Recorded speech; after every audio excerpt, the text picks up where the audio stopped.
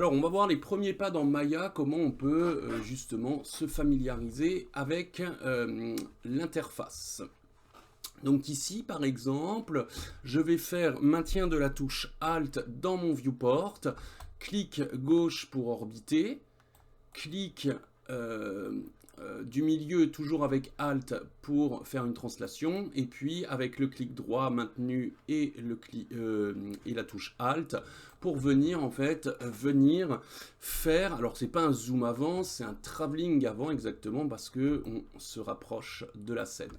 On voit ici qu'on a un cube de manipulation de vue. Alors ici, si je clique sur front, bah, je suis en vue de face. Si je clique ici, je suis en vue de dessous. Ici, je suis en vue arrière, etc. Alors là, je suis en vue de dessous, mais il faudra faire attention parce que vous voyez, on voit effectivement qu'il y a une inversion. Donc ici, je peux revenir comme ça et comme ça. Je peux à tout moment reprendre ce cube à manipuler pour retrouver effectivement une vue de 3/4 et je peux effectivement venir réinitialiser la vue. On peut aussi jouer avec la grille. Donc si je vais effectivement dans le menu Windows et que je vais dans Setting Préférences, donc ici je vais aller dans Préférences. Ici dans Setting, on voit que j'ai donc l'unité de mesure de mon espace de travail en millimètres, centimètres, ici. Et je peux aussi venir dans le menu Display. Ici, vous voyez, j'ai grille. Et ici, j'ai une petite icône. Je clique dessus et ça m'ouvre les options de grille. Donc, je vois que je peux effectivement changer les options de grille. Vous voyez, ici, j'ai une subdivision à 5. Mais si je mets une subdivision à 15, je mets appliquer et on voit que j'ai une subdivision. Voilà. Si je fais subdivision à 1 et que je mets appliquer, on voit que j'ai ça. Donc je vais faire ça et ça. Je vais remettre par défaut. On voit ici donc la longueur ici. Si je mets par exemple, allez, on va dire 50 et ça, on voit effectivement que maintenant ma grille est beaucoup plus espacée. Ici en fait, je peux venir par exemple, si je me mets, allez, on va dire à 25, je fais entrer, je mets appliquer, et on voit que l'espacement est moindre. Voilà. Donc ça, c'est pour ce qui concerne la manipulation et puis notre grille. Alors après, on a tout un tas, effectivement, de menus liés au viewport. Donc j'ai vue avec ces options, j'ai le shading pour voir comment je veux afficher les choses. Imaginons que par exemple, je prenne cette sphère. Cette sphère ici, comme j'expliquais dans la vidéo précédente, je peux prendre mes outils de manipulation. Je vais effectivement grandir cette sphère. Et ici, en fait, je peux venir jouer avec l'affichage directement avec mes raccourcis. Mais je peux aussi jouer, vous voyez, ici. Voilà. Avec le menu de l'affichage. C'est-à-dire qu'en fait, en gros, ce que vous avez ici, c'est ce que vous avez aussi dans le menu. Alors, vous n'avez pas tout, mais une partie. Donc, on peut venir aussi, avec ces petites icônes, développer ou refermer les options. Donc ici, je vais venir me mettre, voilà, comme ça, en ombrage de Gouraud. Et maintenant, comment on peut manipuler un petit peu donc l'objet dans le viewport par rapport à l'outliner. C'est-à-dire que n'importe quel objet que je vais intégrer dans ma scène va être listé dans l'outliner, autrement dit notre gestionnaire d'objets. Souvenez-vous, on voyait comment je pouvais effectivement faire en sorte pour ne plus afficher tout ça. Donc je vous ai même mis le script dans un des commentaires de la première vidéo. Alors pour le moment, je vais le laisser. Ici, je vais cliquer sur la sphère et on voit que c'est bien la sphère. Si maintenant, par exemple, je clique sur le cube, je prends ici mon outil de déplacement, hop, j'ai bien mon cube. Je vais, par exemple, prendre ici l'outil de mise à l'échelle. Je manipule en fait l'intérieur du gizmo, donc le carré jaune qui correspond aux 3 axes en même temps. Et vous voyez ici, dans la liste, j'ai effectivement cube. Si je prends une sphère ici en mode NURBS, ici, on voit que l'icône a changé. Donc, P sphère 1 pour polygonal sphère, polygonal cube et NURBS sphère. Et ici, effectivement, hop, j'ai, tac, une autre sphère et je peux agrandir son échelle. Voilà. Donc, on voit effectivement une sphère en NURBS, une sphère polygonale. Alors, je ne vous explique pas leur différence. Ça, je vous renvoie à mon livre qui est disponible en PDF via ma chaîne YouTube, dans la présentation de la chaîne, où je vous explique les différents types, effectivement, de modélisation, que ce soit paramétrique, polygonale ou NURBS. Alors, ici, on verra qu'à chaque fois, comme j'expliquais dans la première vidéo, il y a toujours une petite nomenclature qui nous permet de voir effectivement, vous voyez ici, scale, ça me dit raccourci R, ici, E, ça me dit raccourci pour la rotation, et W ici pour venir déplacer notre objet. C'est-à-dire que si je clique sur cette sphère et que je fais par exemple E, je peux faire une rotation, ou si je fais W, je peux venir en fait déplacer. Ici, je peux toujours double-cliquer pour renommer, par exemple, sphère. Faites attention, en fait, Maya n'aime pas trop les accents. Ici, je pourrais renommer cube. Et ça, si j'ai envie de le supprimer, je peux le supprimer. Maintenant, alors je vais supprimer ça, je vais conserver ma sphère. Alors, la sphère, ici, quand je la sélectionne, on voit que dans l'éditeur d'attributs, ici, j'ai plusieurs onglets concernant effectivement ma sphère. Si je prends la sphère, je vais venir faire ça, je les transforme attributes. D'ailleurs, ici, on voit, il y a marqué transform. Si par exemple, ici, je renomme transform et que je fais touche entrée, vous voyez, ça renomme en fait le nom ici de la sphère. Donc ici, hop, je vais quand même... Alors, j'ai mon téléphone qui sonne. Ici, je vais quand même renommer sphère. Ici, dans Transform Attribute, qu'est-ce que c'est? Si je me déplace via le gizmo, on voit en fait que, effectivement, j'ai déplacé l'axe des Z. Maintenant, ici, il devient jaune. Je déplace l'axe des X. Ici, je clique sur le gizmo. Celui du vert devient jaune. Alors, vous voyez, en fait, ici, on a... Voilà, je vais faire ça. On a donc le rouge pour X à l'horizontale, Y pour le vert à la verticale et Z pour la profondeur en bleu. Mais dès que je sélectionne, hop, ici, dès qu'il devient jaune, ça veut dire que c'est effectivement l'axe que j'ai sélectionné. Je peux bouger en fait n'importe comment, ce sera uniquement l'axe jaune qui va se déplacer. Ici, si je prends celui-ci, ça va déplacer sur deux axes. Ici, on voit que ça déplace sur les Z et ça déplace sur les X en même temps.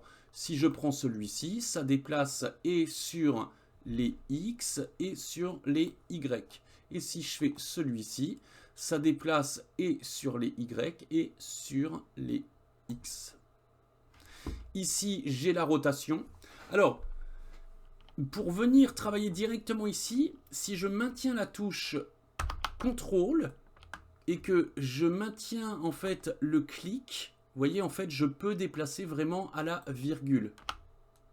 Donc ça, c'est vraiment intéressant de pouvoir déplacer à la virgule. Je peux le faire en rotation aussi. Voilà. Je peux le faire directement avec les outils de manipulation. Donc là, j'ai pris l'outil de manipulation via son raccourci E. Et je peux venir travailler comme ça sur tous les axes au possible. Ici, l'échelle. Alors, l'échelle, ici, vous voyez, si je fais par exemple 25, ça me déforme effectivement mon objet. Alors, je vais tout remettre à 0 ici. Vous voyez, ça me déforme. Pourquoi? Parce que c'est ni plus ni moins comme si j'avais pris effectivement ici uniquement l'axe des X et que j'étais venu étirer comme ça. Donc là, c'est plus homothétique. Pour vraiment le faire de façon à conserver nos contraintes des trois axes, il faut le faire sur le centre. Sauf que maintenant, effectivement, ça le fait sur le centre en ayant toujours déformé ici les X. Donc si par exemple, je me mets à 25, 25, 25, voilà. Et maintenant, vous voyez, hop, ça fonctionne bien. On a le shear. Alors le shear, qu'est-ce que c'est? Bah, c'est tout simplement en fait une déformation donc, par inclinaison. Donc je vais remettre à 0. Voilà. Je vais maintenant, on va regarder ça avec l'outil de rotation. Ici, vous voyez, j'ai ma rotation, elle est à 0. Et ici, j'ai l'ordre de rotation et l'axe de rotation. Alors ça, on le verra un petit peu plus loin, parce que là, on rentre déjà dans des paramètres un petit peu plus, on va dire, sophistiqués, entre parenthèses. Mais vous voyez, en fait, par exemple, si je fais ça, en fait, ma sphère, on voit bien qu'elle bouge, mais le gizmo reste à sa place. Alors que si je fais ça, on voit que, effectivement, alors, c'est même... Bah, voilà, je vais essayer d'aller un peu plus loin juste pour vous montrer. Vous voyez, hop, je fais ça. Et là, je reprends à rotate. Vous voyez, en fait, on voit que le gizmo se déplace.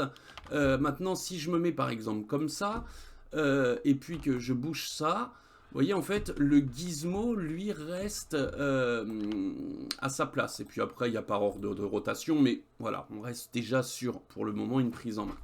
Donc ça peut être bien pour tout un tas en fait de manipulations qu'on verra par la suite. Donc je vais me remettre à 0. Ici, je vais me remettre à 0. Et voilà. Alors, on peut toujours faire un clic droit ici dans nos différents paramètres. Donc on peut entrer des expressions, on peut mettre des clés, etc. Alors, maintenant par exemple, je vais prendre, voilà, ici un cylindre. Hop, je vais l'agrandir. Alors, je l'agrandis comme ça. Vous voyez, par exemple, si je regarde en transform, vous voyez, ça l'agrandit ici. Je vais venir maintenant regarder les affichages. Parce que vous verrez qu'effectivement, en fonction de comment notre objet se présente, il va falloir faire attention au type d'affichage. Donc pour ça, ce que je vais faire, c'est que je vais venir par exemple prendre, allez, ça, je vous le montrerai plus en détail par la suite. C'est juste pour que vous puissiez, voilà, voir. Donc là, ne vous souciez pas sur ce que je fais. Voilà, c'est juste pour vous montrer ça. Et puis, je vais faire ça. Voilà. Là, on verra le component en fait après. Alors, ici, vous voyez, quand on se retrouve, donc je prends mon cylindre.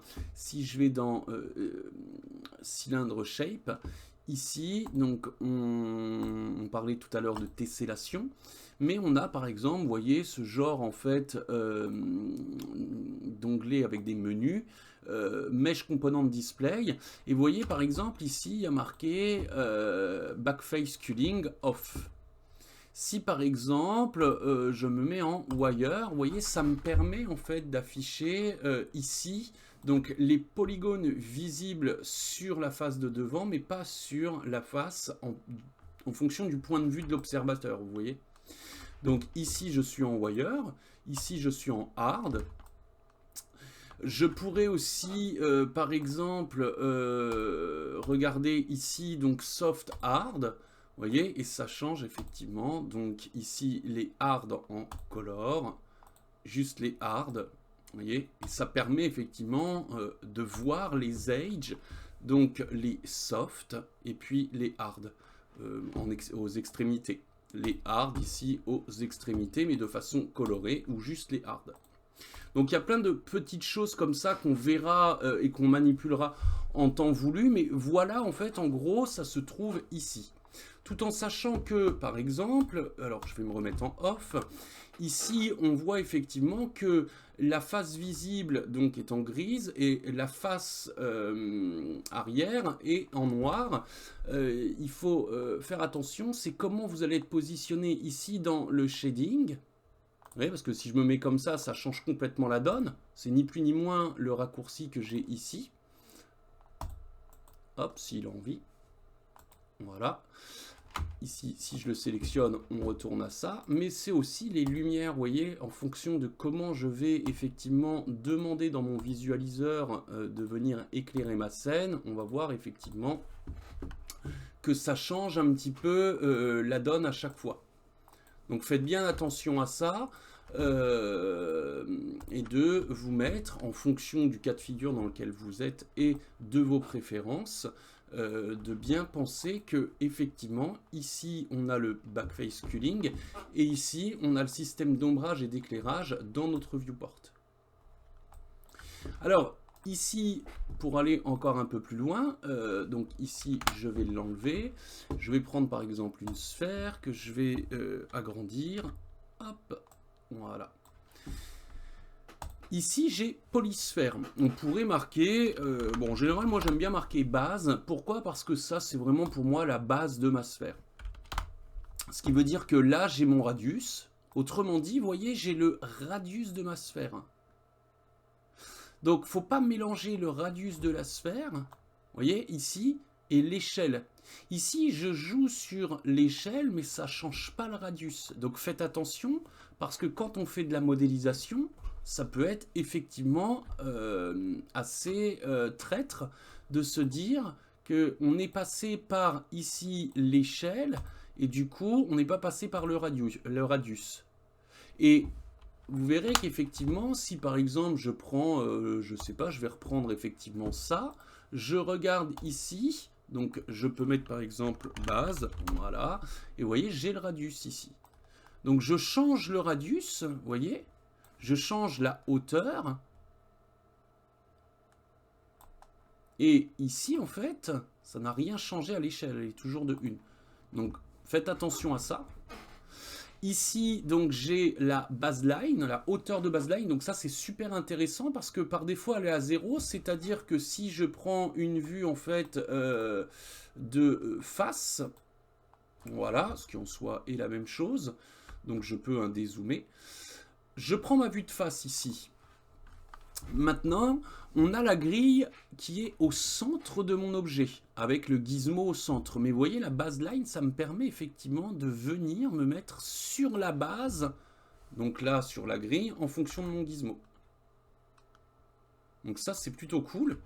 Donc je peux le faire sur le bas comme sur le haut.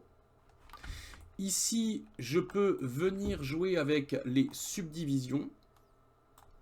Je peux venir effectivement, hop, jouer avec les subdivisions sur la hauteur, sur tous les axes. Et puis ici, j'ai subdivision sur le couvercle. Ici, j'ai round cap et on voit ce que ça fait. Round cap 8, voilà, on voit ce que ça fait. Donc il y a un petit côté assez paramétrique. Et on voit qu'en fait, il y a tout un tas d'autres options qu'on pourrait venir voir. Mais bon, là, on est toujours dans la prise en main. On a Initial Shading Group. Alors, ça, on va pas le voir pour le moment. Mais on verra qu'effectivement, on va pouvoir voilà, venir ici mettre une map de displacement, etc. Mais ça, c'est un peu plus spécifique. On le verra en temps voulu. Puis on a le Lambert, c'est pareil. Alors, on va faire attention. Ici, on va faire une utilisation, non pas comme si on allait construire des matériaux. Nous, on va le faire surtout en lien avec le visualiseur. Vous voyez, par exemple, si je me dis, bah voilà, je prends ce cylindre et puis je fais CTRL D et puis je veux mettre un autre cylindre à côté, je pourrais éventuellement me dire, bah voilà, le cylindre 2, je clique ici et puis je choisis par exemple cette couleur, voilà. Hop. Alors, le Lambert ici, effectivement, c'est pour les objets qui sont effectivement dans notre scène. Et pour ce qui est effectivement de les mettre de façon, on va dire, indépendante. Par exemple, si ce cylindre, je veux changer sa couleur, en fait, il faudra que j'aille dans Mesh Display et puis que j'aille dans Apply Color. Donc, je prends les options ici, Apply Color. Et puis, par exemple, ici, je choisis... par exemple du jaune, je mets Apply Color et du coup il devient jaune. Et puis si j'ai envie que celui-ci devienne vert, je peux faire ici, hop, je choisis une couleur, hop, allez je vais mettre ça comme, allez on va dire comme ça par exemple, Apply Color et voilà. Du coup j'ai mes deux couleurs en fait qui sont différentes ici. Voilà. Donc maintenant, si effectivement je change ça, on voit que, hop, ça n'opère plus sur la couleur. Voilà un petit peu, en gros, effectivement, comment on peut voilà, faire une simple prise en main, vous voyez, dans Maya. Donc, j'ai passé beaucoup de choses dans la première vidéo où je vous montrais hein, justement les différentes vues, vous voyez, orthographiques, etc. Ici, et puis on va regarder pour terminer dans cette prise en main, vous voyez, on a un modeling toolkit. Donc, par exemple, ici, je prends un objet polygonal, il faut que ce soit bien entendu un objet polygonal.